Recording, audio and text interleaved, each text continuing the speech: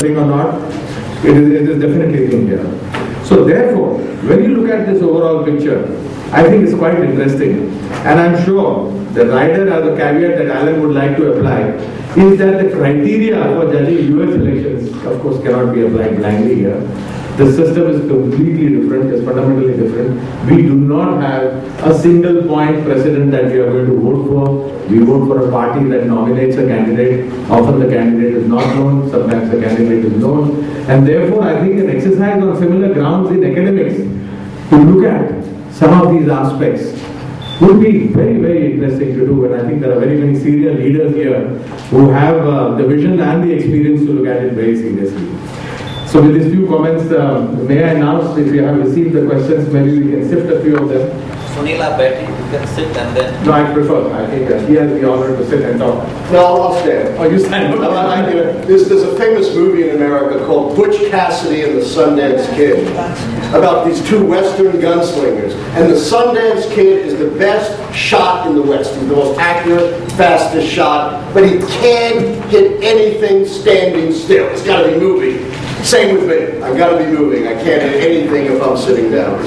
Okay. But before you ask a question, I'd like to respond to what you said, very briefly. With all my expertise of 10 days, I went over these same keys for Indian elections, and I came out with 8 as well. Interesting. And so we came exactly right. Okay. You know, I'm not saying these apply, as you say, you just blindly apply them, but it's interesting that you and I came up with the same number of negative keys. Secondly, about the keys being evenly weighted, you know why they're evenly weighted? Because otherwise, you would have to know ahead of time which key should weight more and which key should weight less, and that creates errors. That's what conventional forecasters do with their equations, but you're always one election behind.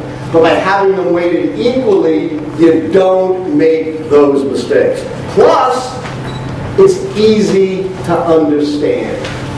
People can get it. With all, these complicated econometric equations, they have the worst of both worlds. They don't work, and no one can understand them. But the fact that no one can understand them maybe gives power, to these economists, because they're like, the old holy men. Only they understand the sacred texts.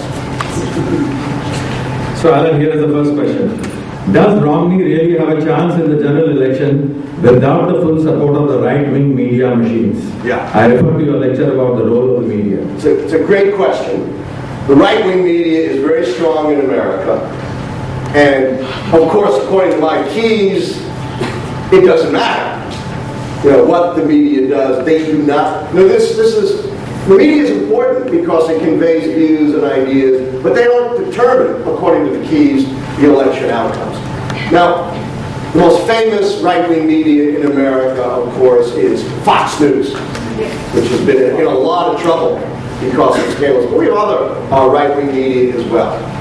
They do not particularly like Mitt Romney, the likely Republican nominee, because he has been, when he used to be governor of Massachusetts, a state on our East Coast, pretty liberal state, and he was a very moderate governor, governed kind of from the middle. But he has campaigned as a very strong conservative, campaigned strongly from the right. A lot of conservatives don't believe him, though. They say, you used to be a moderate, now you're a conservative, why should we believe you? So the conservative media isn't too happy with Mitt Romney, but they are going to strongly support Mitt Romney for one simple reason. What is that? You all know it.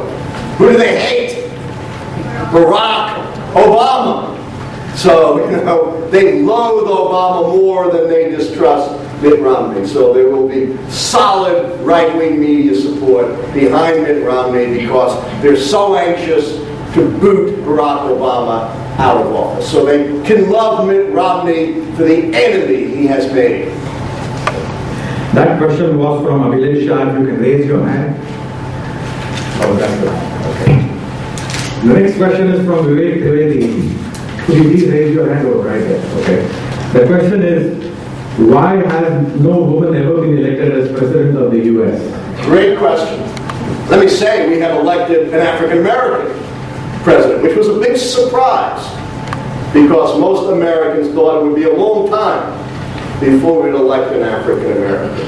And, if you go back a few decades in American history, a lot of Americans would say, I won't vote for a woman, I won't vote for an African American, I won't vote for a Jewish candidate, I won't vote for a Muslim candidate, I won't vote for a Latino. That's changed, except maybe for Muslims. Muslims are still, unfortunately, the subject of a lot of discrimination in the United States.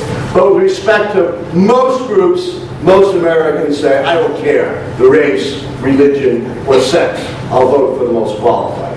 The reason we haven't had a woman yet is because most of our politics, at the level below the presidency, where presidential candidates come from, like being a governor of a state or a member of the United States Senate, the vast majority of those offices are held by men. And until women achieve at least rough equality in those other offices, you hear that, women here? Rough equality, gender equality, you're not going to have a recruitment base for women to run for president. And that's the most important thing, is for women to achieve at least rough equality with men at every level of American politics. And men are not going to hand you that power. No one's going to give you that. Women have to organize, they have to struggle, they have to fight, they have to be willing to put themselves out as political candidates. All of that said, I think we might have a woman president in 4 years. Assume Barack Obama wins. He cannot run again in our next election in 2006. Remember, I told you there's a constitutional amendment limiting to 2 terms. So who is going to be the leading candidate for the nomination of Barack Obama's Democratic Party? Hillary Clinton. And if Obama governs well in his second term, she will be the front runner to become elected president in 2016. She almost got elected in 2008. She and Obama had a very close contest for who would be nominated by the Democratic Party, and she barely lost. Had she won the Democratic nomination, she would have been elected president in 2008. Either way, in 2008, we would have had a breakthrough, a new kind of president, a woman or an African American. Next question I take is from Gaurav Sharma, Spiva. Please raise your hand.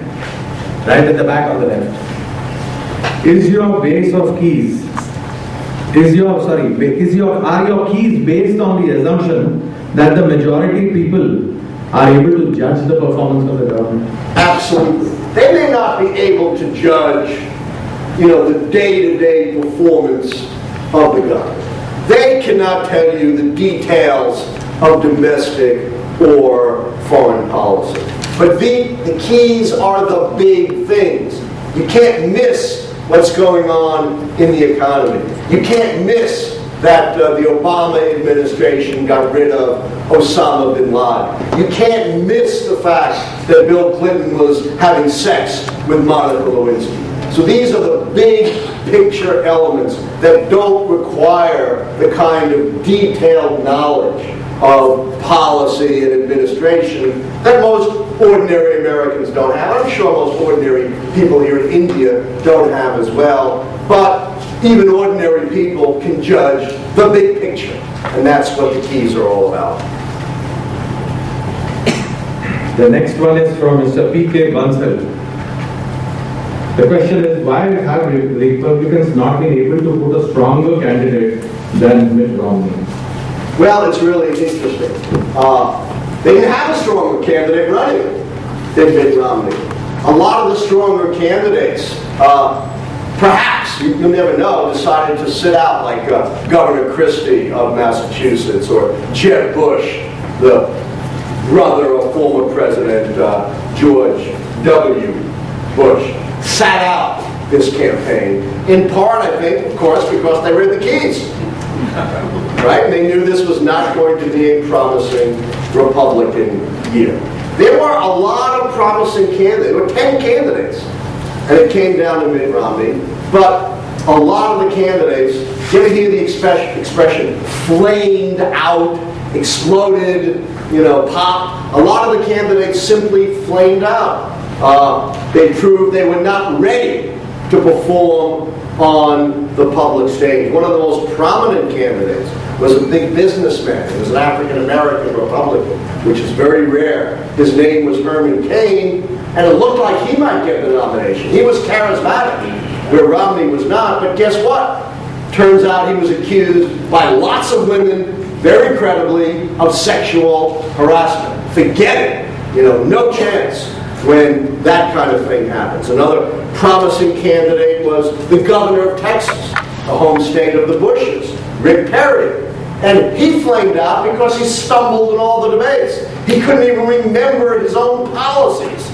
So there were lots of other candidates, some of whom had promised, but they all made enough mistakes. It's very, very difficult performing on the stage of presidential politics. Everything you do, everything you say, everything in your whole life, I don't care if you were 10 years old, your whole life is now in the spotlight. There are about 5 questions on how this kind of a thing can be made applicable to India. How, which key? How, these keys. Oh. And what is it different in the two systems? Yeah. Well, the two systems are very different, obviously. And of course, you outline some of the differences. The United States has a presidential system. India has a parliamentary system. India can have votes of no confidence. You can't have that in the United States. India has many parties. The United States has 2 major parties. India has regional parties. The United States has no regional party. And of course, Indian democracy is much younger. It's been functioning since 1950. Our democracy has been functioning for hundreds of years. So you very astutely said, you can't simply take these keys blindly. They may not be too far off, as our common analysis indicated. But I think 2 things could apply. One is the methodology. The methodology is universal. This methodology of pattern recognition, of seeing what patterns historically have been associated with victory and defeat for the ruling party. Whether it's a parliamentary party or the party holding the White House, the methodology is absolutely applicable to Indian elections. Secondly, I think the theory might be applicable. The theory of performance, that the voters are going to decide whether the ruling coalition is going to be returned based on whether they're satisfied or not satisfied with the performance of that coalition. That was the UPA, right? The Imperial. So I think the theory and the method applies, but I don't think you're going to get exactly the same keys. Now, I got to tell you, my next stop is in Delhi, and I am meeting there with a group of Indian scholars, and the topic is the application of the keys to politics in India. Whether we will succeed or not, I don't know, but I'm here, and we're going to try. Next question is from Bhakti Shamal from Spipa. Please raise your hand. Yes, Bhakti. United States has the unappealing combination of a relatively short presidential term and an unusually long election process. This affects a lot of issues, but especially foreign policy. Please give us your views on this, as in the long run, it affects global policy as well. Yes, very, very important question. Thank you. We have in the United States what I call the perpetual campaign, the unending campaign. As soon as one election is over, the campaign for the next election begins. And one of the reasons for that is it takes a huge amount of money to run for president of the United States. Barack Obama in 2008 spent $750 million. That is dollars. Multiply that, I guess the exchange rate isn't doing too well, multiply that by about 55 to rupees. It's a huge, billions upon billions of rupees. And he will probably spend $1 billion this time. And altogether it's going to cost $2 billion to run for president. You can't pop up out of nowhere in the election year and hope to have the standing and stature to raise that kind of money. You've got to be doing it usually over a period of years. And we have what we call, the pre-primary campaign. Even before the nominating process begins, candidates are jockeying for money.